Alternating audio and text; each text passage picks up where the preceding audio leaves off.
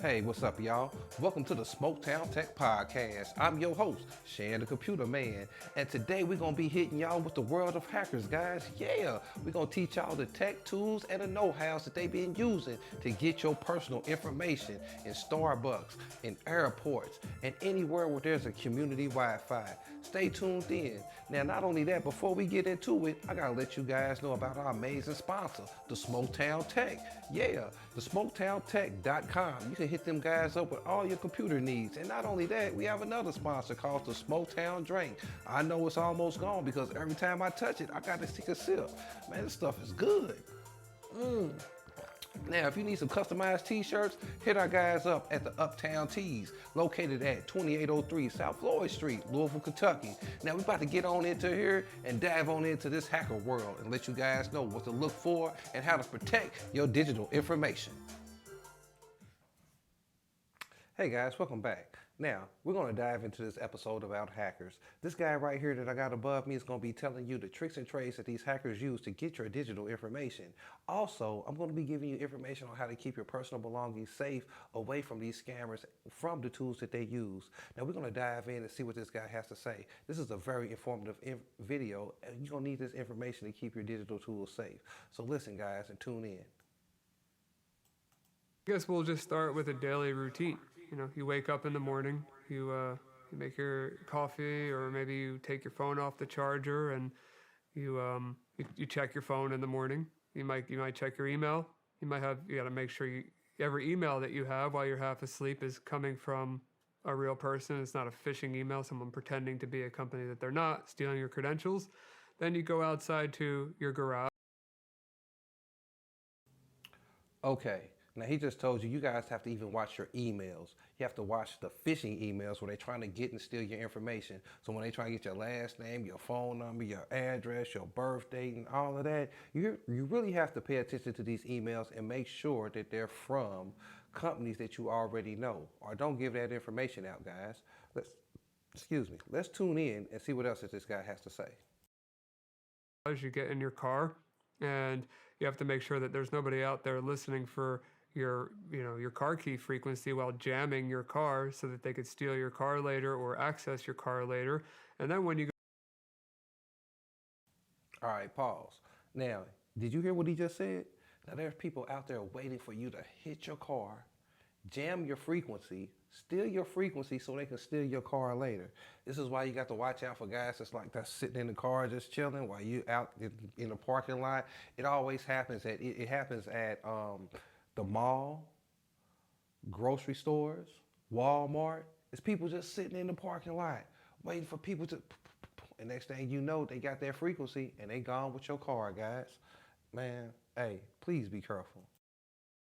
Go hit your garage door button that somebody doesn't capture that frequency on 433 megahertz, and those rolling codes have already been broken for most of the models. But did you hear what this man said? So 433 megahertz is mostly the frequency for your garage door opener, key fobs and stuff like that. And everybody already knows that they're operating on this frequency. So the only thing they got to do is set up, I'm not going to give y'all the game, but they just got to set up their thing on a 433 hertz frequency, and they can get that information from those key fobs and stuff, guys. So then you get in your car and you're driving to your office or to your kid's school, doing whatever you want, and you could get out. You let your kid out to school, and now somebody, as you walk into school, just skimmed your back pocket and stole your credit card information. All right, so you getting out your car, you chilling at the mall, you spending the bag, you treating yourself. People just chilling at the mall in those chairs around, and you know where they be chilling there, where everybody just be sitting waiting on their wives or whatever. But there's real thieves right there. There's real thieves right there, and they looking to scam your wallet, get your personal information, and go shopping on you. So hey, pay attention. Make sure that you get them RFID wallets and RFID purses, and they're going to keep your information safe. RFID. I got one myself, guys. I got one myself, and I may not have no Louis, but this is RFID protected, guys. RFID protected. I ain't got to worry about them getting it. So, hey, we're going to dive in and we're going to talk some more. We're going to listen to what this guy got to tell us. Let's get the game. Oh, I mean, all of that plus, anything remote, infrared, like a TV remote that goes for projectors, audio devices, ceiling fans. I mean, very simple stuff, along with access control badges, anything sub gigahertz, like key fobs or remote controls for anything. Even your work ID ain't safe. Your work ID ain't even safe. So a person can be chilling, getting your work ID, going in as you, stealing everything out the company. And the last person here with 830 was whoop-de-whoop. They got you on. So hey man, like I say, protect everything. Get you them RFID wallets or them RFID purses that's gonna keep you safe. Listen to your boy. Parking gates, so much. Everything. I mean, anything with a battery and a connection, a remote connection, in any type of way where it reaches the outside of that device is hackable or has. So, all right, this is just for my rich people that I know. They got gates. You got them gates that close in and out. Hey man, people can get in there. That's not safe. If you got anything with a transmitter, you're not safe at all. They can hack you. Nothing safe, man. You ain't safe at all. That's crazy. Has been hacked. What are these devices here? This is a water bottle. So this right here is this is a Flipper Zero with some custom modifications, and it does a lot. So this is just a proof of concept device, but when you start to add your own little additions onto it like this. Okay, so that's a Flipper Zero device. Now, what this Flipper Zero device is, you can buy this thing on Amazon, guys. You can get this on Amazon. And you can use it and you can program it to decode and hack anything. This is like the hacker's tool, the go-to right here. So, hey, man, y'all, they got so many things out here just to steal information, get you on. And people, it's hard to get caught. So, hey, pay attention. Let me enable, for example, Wi-Fi. I'm not gonna hack your Wi-Fi, but I'll give you a little example of what I could do. I'll just do something stupid, but.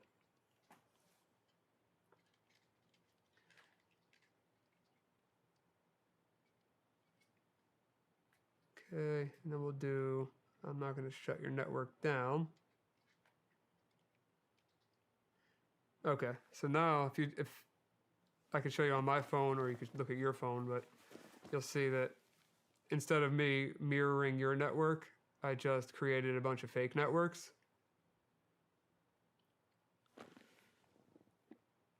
So all of these networks here.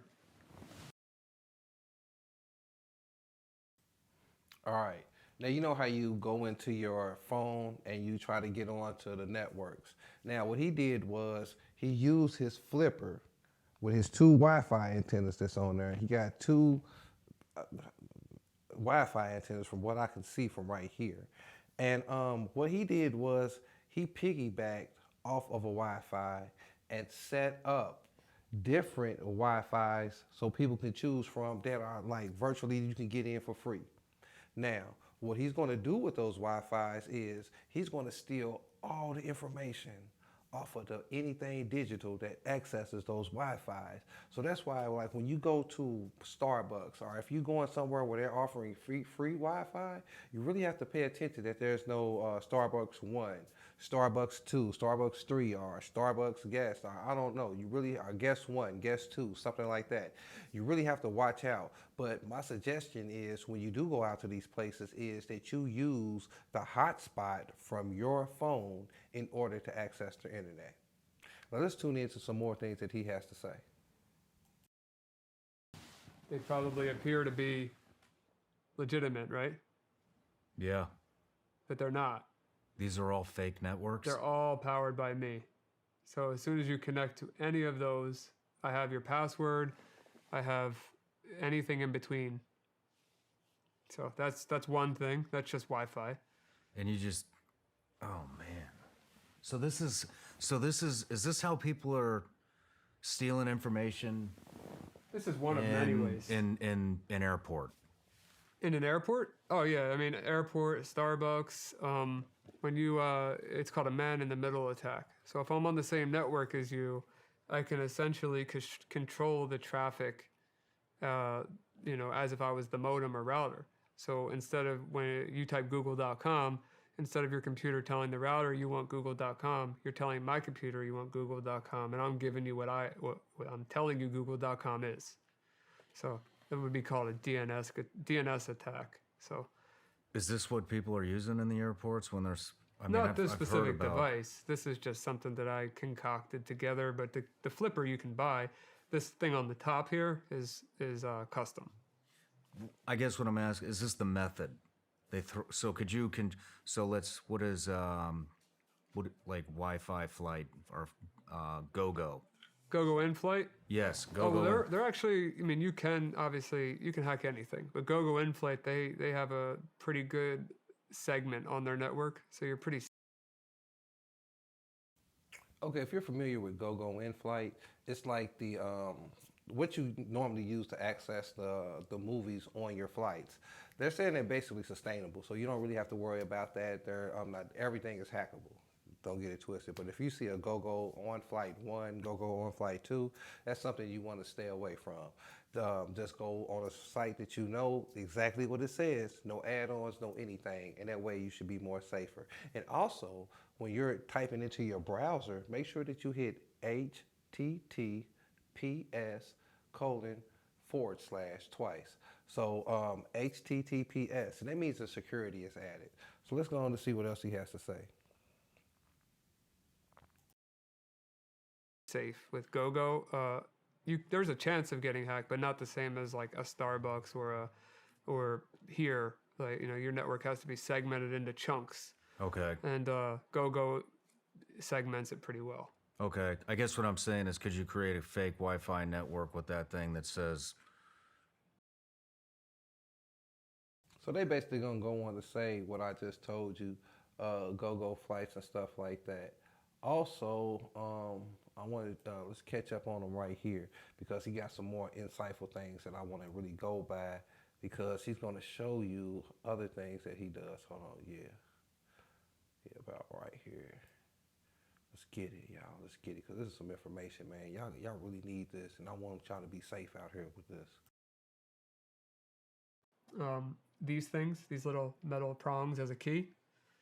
Bad USB, which emulates a keyboard, types like a couple thousand words a second. Wow. Or I'm sorry, a minute. I'm sorry, a couple thousand words a minute. And then it also has some use cases that aren't hacking, like two-factor authentication. This is a offline device where you can generate your two-factor without needing a device that's connected to the internet. So it does that too. And then there's a ton of other sub-applications that are on here, like hundreds of them that do little things. So a lot just with this one device. This thing, it does just radio, but it does a lot more than this thing. Really? Yeah. What does that one do? This one you can hack airplanes with. I mean, that's an extreme, but that's something that you can actually accomplish with this using ADSB. You can choose to either receive or transmit.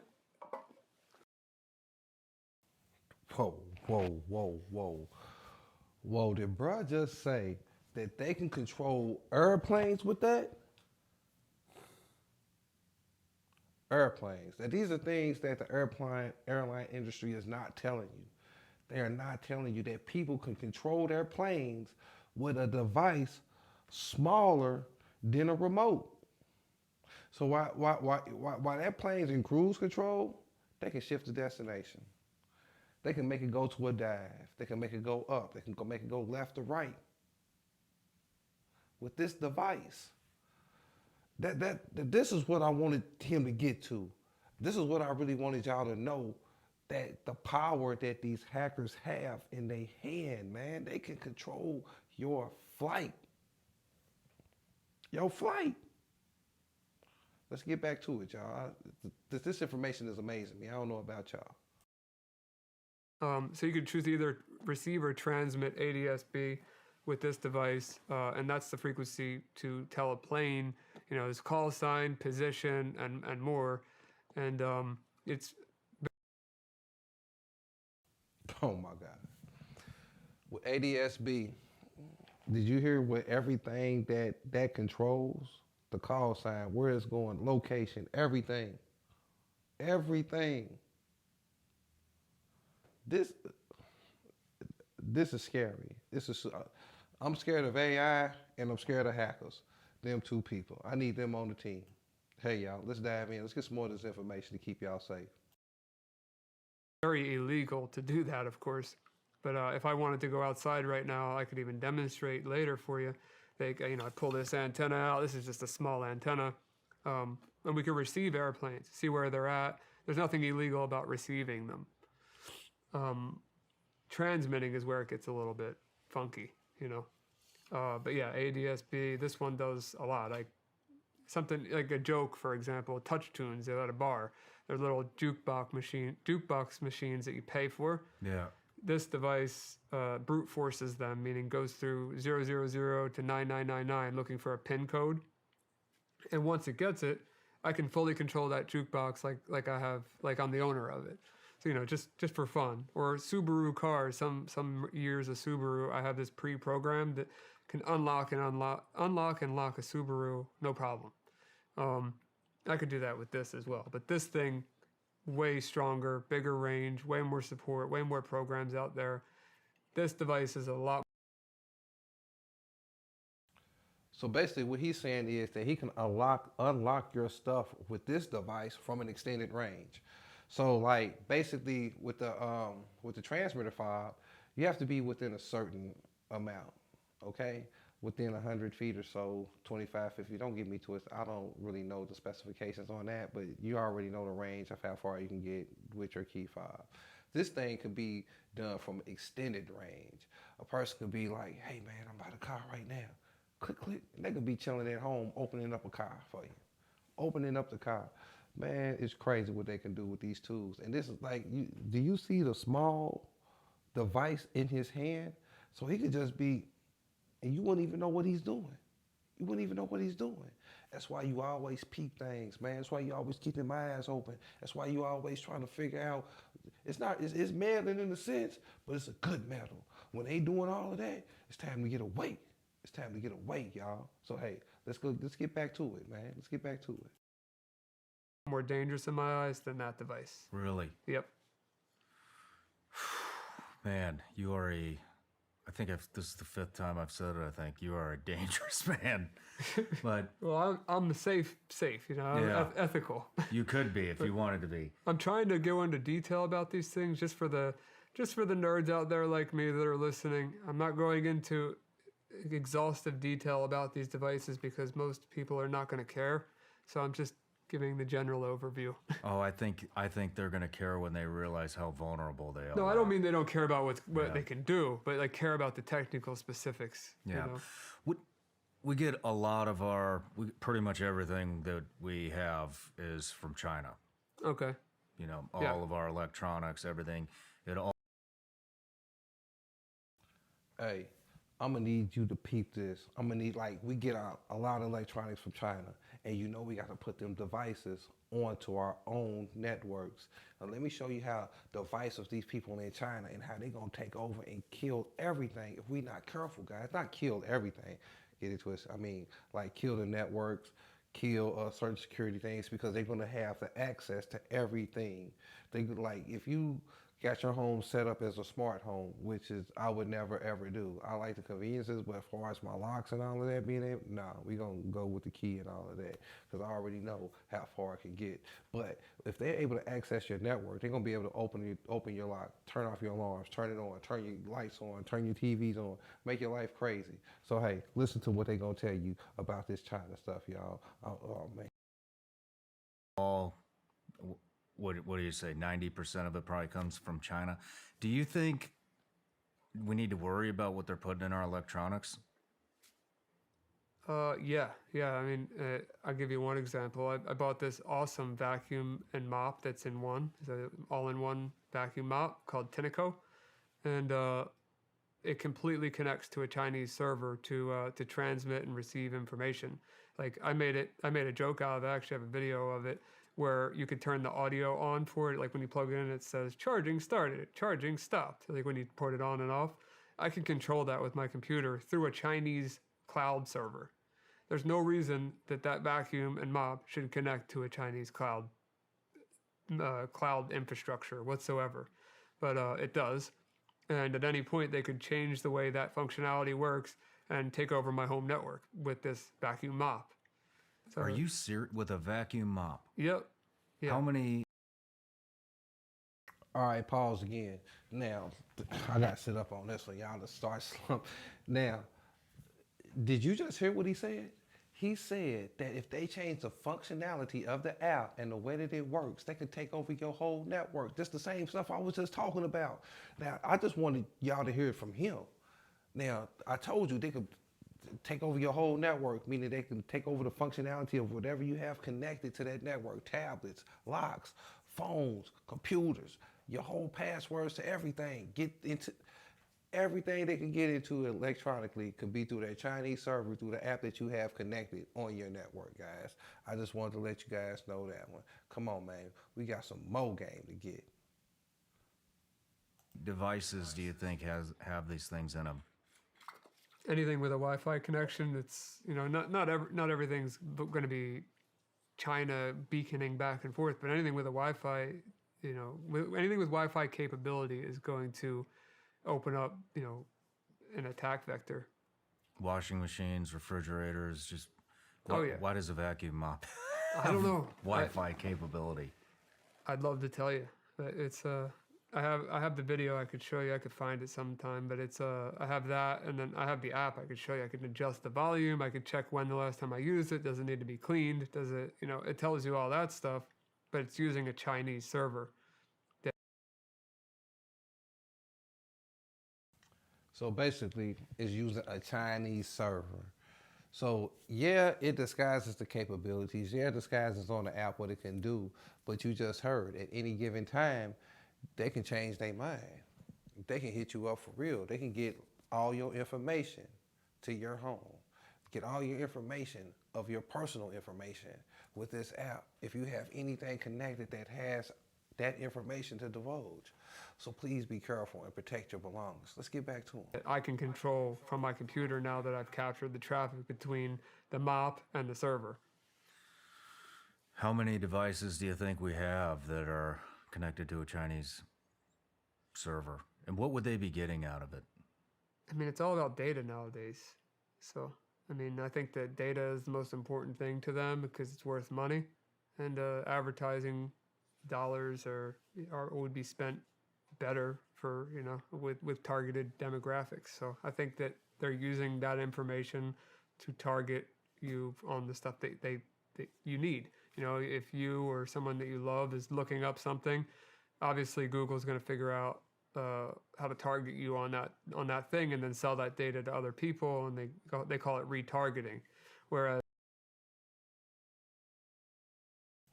So they use their products to target you, get the information of what you're searching for, what you're looking for and everything, so they can be able to retarget you and sell you the same things or sell you things according to the sales patterns or the things that you're looking up on the internet as far as for shopping. So guys, this is all about data and protecting your data. And I just wanted to make sure that you guys got this information. We're going to go a little bit, let them talk a little bit more, but I think we really got in depth on a lot of the things that he was talking about. I want to really let you guys know here at the Smoketown Tech, where we bring innovation to the streets, we just basically want to give information to our people out here, to our viewers. And I really want to thank you guys for tuning in as we gave you this information. And man, I've been really enjoying this Smoketown drink right here. It got me feeling good, relaxed, it got my mind right. And I'm just ready to go out and explore and get some more information so I can bring it back to you guys. Well, I want to thank you guys for checking us out at the Smoketown Tech. podcast, which is brought to you by our proud sponsor, the Smoketown Tech. I'm your host, Shan, the Computer Man, letting you know everything digital, everything is going on in the streets. And not only that, we're going to be having more information on these hackers and how they get your information. And not only that, our next one's going to be on computer viruses and an infinite blue death screen, and basically what you can do to stop it, prevent it, and the softwares that you can get in order to keep your computer safe. So stay tuned in to the Smoketown podcast where innovation meets the streets. Y'all have a great day, and thank you guys for tuning in, and I hope this information helped you in any type of form. Thank you guys. Have a great one.